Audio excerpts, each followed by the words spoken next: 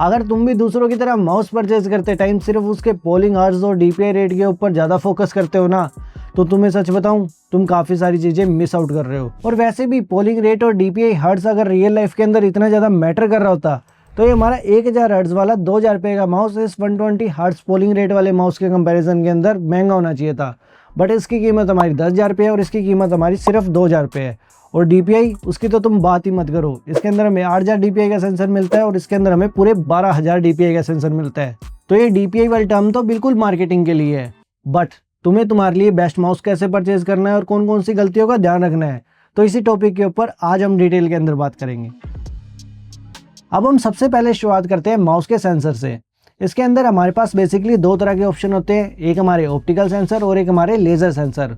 जो भी माउस तुम रोज़मर्रा के अंदर यूज़ करते हो जिसके पीछे तुम्हें रेड कलर की लाइटिंग दिखती है, और कई बार ये इंफ्रारेड कलर की भी होती है जो कि तुम अपनी आंखों से नहीं देख पाओगे, ये बेसिकली क्या करती है कि तुम्हारे माउस के सरफेस की इमेजेस को 1 सेकंड के अंदर कई बार कैप्चर करती रहती है और देखती रहती है कि तुम्हारे दोनों इमेजेस के अंदर कितना ज़्यादा डिफरेंस था, जिससे कि ये तुम्हारे पॉइंटर को बता पाए कि उसे लेफ्ट के अंदर कितना मूव करना है या फिर अपर और राइट साइड के अंदर कितना ज़्यादा मूव करना है। और ज़्यादातर ये ऑप्टिकल सेंसर हमारे मैट सरफेस के ऊपर बढ़िया काम करते हैं, बट ग्लास और शाइनी सरफेस के ऊपर हमारे ऑप्टिकल सेंसर अच्छे से काम नहीं कर पाते क्योंकि इमेजेस के अंदर कोई ज़्यादा डिफरेंस नहीं होता, जिससे कि हमारा माउस कंफ्यूज हो जाता है। बट जो भी हम नॉर्मल कॉस्टिंग के अंदर माउस देखते हैं उसके अंदर 99% हमारे ऑप्टिकल सेंसर वाले माउस ही होते हैं।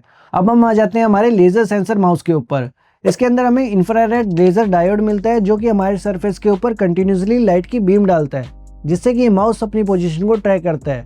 ऑप्टिकल माउस के कंपैरिजन के अंदर इस माउस की बीम ज़्यादा डीपर तक जाती है, जिससे कि ये अपने सरफेस को अच्छे से ट्रैक कर पाता है। तो अगर तुम लेज़र सेंसर माउस को ग्लास या फिर शाइनी सरफेस के ऊपर भी यूज़ करोगे तो ये अच्छे से वर्क करेगा। साथ ही में लेज़र सेंसर माउस के अंदर हमें हाई DPI सेटिंग मिलती है, बट यही हाई DPI सेटिंग इसको बहुत ज़्यादा सेंसिटिव भी बना देती है।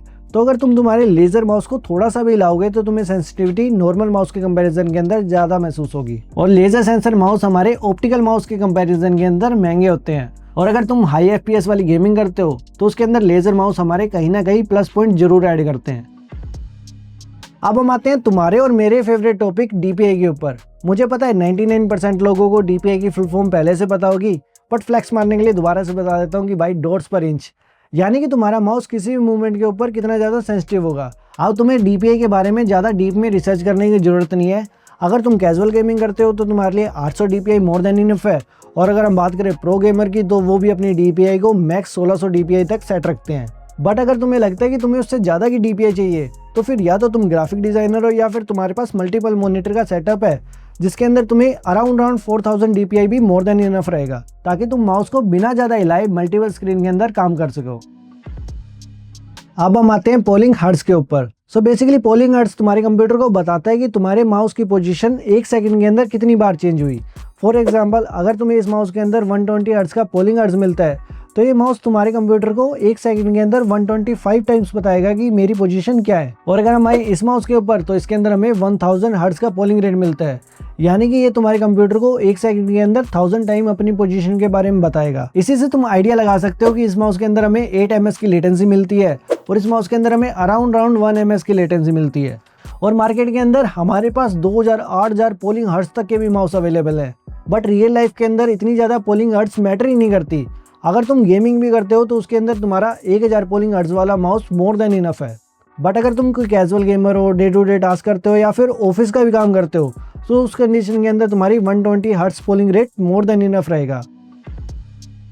अब हम बात करते हैं कि तुम्हें तुम्हारा माउस वायर्ड लेना चाहिए या फिर वायरलेस लेना चाहिए। मुझे पता है कि तुम्हें उसके प्रोज और कॉन्स तो पहले से पता है, तो मैं उसके ऊपर दोबारा से बात नहीं करूंगा, बट यहाँ पर सिर्फ एक ही पॉइंट के बारे में बात करूंगा कि बहुत सारे लोगों का मानना है कि वायर्ड माउस हमारे गेमिंग के अंदर बेटर होते हैं। Of course wired mouse better होते हैं, बट वायरलेस के अंदर भी हमें 2.5 गीगाहर्ट्ज तक के डोंगल मिलते हैं जो कि हमें ऑलमोस्ट वायर्ड माउस जैसी परफॉर्मेंस देते हैं। तो अब अगर तुम किसी अच्छे ब्रांड की तरफ से 1000 पोलिंग हर्ट्ज वाला वायरलेस माउस भी लेते हो तो वो तुम्हें वायर माउस के कंपैरिजन के अंदर इक्वल परफॉर्मेंस देगा।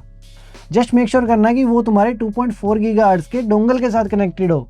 ब्लूटूथ के ऊपर हमें अराउंड 125 हर्ट्ज का ही पोलिंग रेट मिलता है। ये पॉइंट हमारे गेमर लवर्स को सबसे ज़्यादा पसंद है कि माउस के अंदर एक्स्ट्रा बटन्स का होना, जिसके अंदर कई माउस के अंदर हमें 10 से भी ज़्यादा एक्स्ट्रा बटन मिल जाते हैं। बट इतने ज़्यादा बटन हमारे रियल लाइफ के अंदर इतने यूज़फुल नहीं है। अगर तुम्हारे माउस के अंदर 3 या फिर 4 कस्टमाइजेबल बटन है तो उसके अंदर तुम्हारा काम अच्छे से चल जाएगा। अब तुम्हें तुम्हारे माउस के अंदर 10-15 कस्टमाइजेशन वाले बटनों की ज़्यादा ज़रूरत नहीं है। रियल लाइफ के अंदर ये इतने ज़्यादा यूज़फुल नहीं होते। बट अगर तुम्हारे पास कोई माउस है जिसके अंदर तुम्हें 3 या फिर 4 कस्टमाइजेबल वाले बटन मिल रहे हैं, तो वो तुम्हारी गेमिंग के अंदर मोर देन इनफ रहेंगे। इससे ज़्यादा तुम अब क्या ही करोगे। इसी के अंदर हमारे रिमूवेबल वेट वाले भी ऑप्शन आते हैं, जिसके अंदर तुम माउस के अंदर वेट को बढ़ा सकते हो, घटा सकते हो, या फिर अपने मुताबिक उसकी ग्रिप को चेंज कर सकते हो। बट ये भी पॉइंट हमारा रियल लाइफ के अंदर इतना ज़्यादा यूज़फुल नहीं है। तो अगर तुम कोई अच्छा माउस ले रहे हो तो तुम पहले से उसकी ग्रिप को थोड़ा सा लोकल जाके भी चेक कर सकते हो कि अगर वो तुम्हारे हाथ के अंदर सही से फिट आ रहा है, तो तुम्हें उसकी एक्स्ट्रा अटैचमेंट वगैरह परचेज करने की ज़रूरत नहीं है। और अगर वो उसके साथ फ्री भी आ रही है तो कहीं ना कहीं उसकी कॉस्टिंग भी उस माउस के प्राइस के अंदर ऐड की गई है। तो अब अगर तुम किसी भी माउस की शेप को अपनी प्रेफरेंस के हिसाब से डायरेक्टली परचेज कर लेते हो, तो वो तुम्हें कॉस्ट के अंदर भी कम रहेगी और तुम्हारे लिए लॉन्ग टर्म में भी फायदा करेगी। अब अगर हम माउस के वेट और डिज़ाइन के बारे में बात ही कर रहे हैं, तो इसके अंदर हमें ग्रिप्स भी 3 तरह की मिलती है, जिसके अंदर हमारी पाम ग्रिप, क्रू ग्रिप और फिंगर ग्रिप्स आती हैं। अगर तुम्हारे भी मेरी तरह हाथ बड़े हैं तो मैं तुम्हें प्रेफर करूंगा कि तुम पाम ग्रिप के साथ जाओ। बट ग्रिप स्टाइल टोटली तुम्हारे ऊपर डिपेंड करता है कि तुम्हें कौन सी ग्रिप ज़्यादा पसंद है। जस्ट मेक श्योर करना कि जब भी तुम कोई नया माउस परचेज करो तो उसके अंदर से ग्रिप को चेक कर लेना कि तुम्हें इस माउस के अंदर कौन सी ग्रिप टाइप मिलती है, जिससे कि तुम्हें फ्यूचर के अंदर कोई प्रॉब्लम ना आए।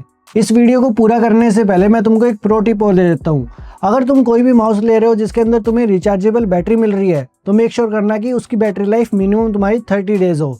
और अगर तुम्हारे मन के अंदर किसी भी माउस से रिलेटेड कोई भी क्वेश्चन है तो तुम उसको कमेंट सेक्शन के अंदर डाल सकते हो। मैं तुम्हारे कमेंट पढ़ूंगा भी और उसके रिप्लाई भी डेफिनेटली करूंगा।